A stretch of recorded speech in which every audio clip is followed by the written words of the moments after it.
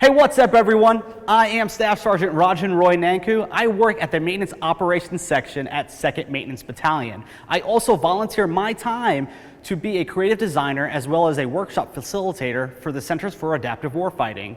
There, I have the privilege of working with other service members, specifically Marines, in everything that we do that is for the CAW, the Centers for Adaptive Warfighting. In the last 8 months, we've instructed and also certified service members and government employees in the courses that we provide, from design thinking to Scrum and other agile processes. So now we have a facilitator that is here to provide a presentation for you. Enjoy. Hi, I'm Major Matt Janiga. I'm a battalion operations officer and I'm the volunteer lead facilitator for Scrum at the Center for Adaptive Warfighting East here on Camp Johnson. What we're going to be talking about today is Scrum. Scrum is a term that's borrowed from rugby, and it basically is about teamwork and moving the ball down the field. Today we're going to be covering three things, just an outline of what Scrum is. We're going to talk about the roles, the events, and the artifacts of Scrum. Scrum is essentially a framework, a methodology for handling complex work and coming up with solutions to bring value to your customers. The three events of Scrum, the three roles of Scrum are the product owner. The product owner is the one, their job is to bring the value to the team, to ensure that what the team is working on brings value to the customers. The second role is the Scrum Master, and the Scrum Master their job is to increase productivity, but also to be a coach for the team and to remove impediments so that the team is getting more work done.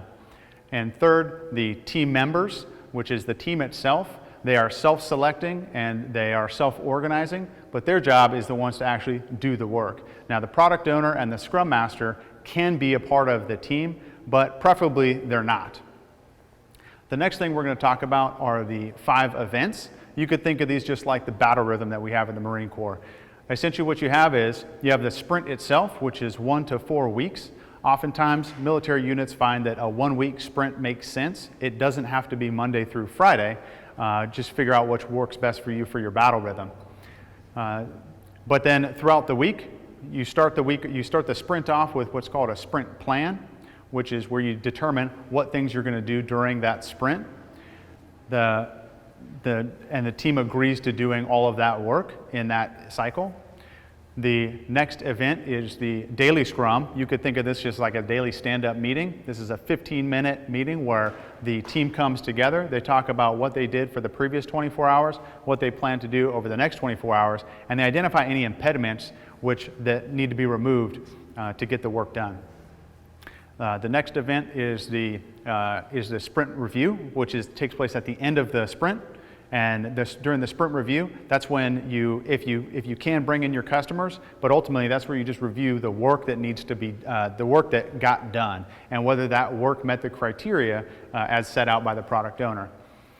The final event is the sprint retrospective, which is where the team talks about, this takes place immediately after the sprint review.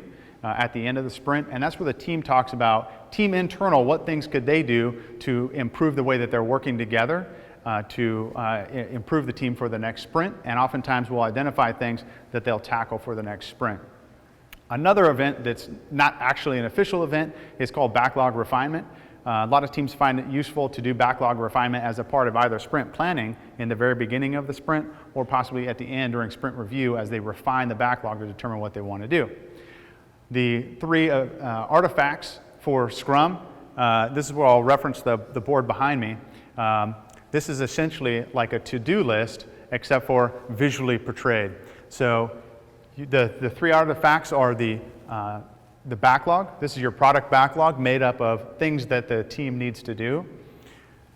You have the sprint backlog, which would be the things that you're going to do during that sprint or that week, if that's how long your sprint cycle is. And that's broken into to do, doing, and done. Basically things that need to get done, things the team is working on, and then by the end of the sprint, all of those things will be done. Those represent the final artifact, which is the product increment. That's where you take those things that you said you were going to do, and you got them done. You've showed them to your customer, you've evaluated whether they brought value, and you adjust incrementally going forward. It's a pretty quick review of what Scrum is, but if you come to one of our courses, we can go into a much greater depth over the 2-day course. If you're a battalion operations officer like me, then Scrum is a great way to do work. I know that I found that every day was chaotic for me. It was helmet fires every single day, and it was just trying to keep your head above water, closest alligator to the boat, whichever saying you like to use. But what Scrum provided was a methodology for getting work done, so that when I have new injects, whether those are pop-up targets, things that come up that I didn't plan for, now I have a way to process that work and get work done. Also allows me to forecast timelines better because I have a better understanding of the capacity of my shop and the impacts of when someone's not there, if they're traveling. This is also a great way to pivot and change the work that you're doing. So, a lot of us are digesting the Commandant's planning guidance and, looking at the changes that are on the horizon. This is the type of tool that would allow you to get away from the way things have always been done to get after the way things ought to be done.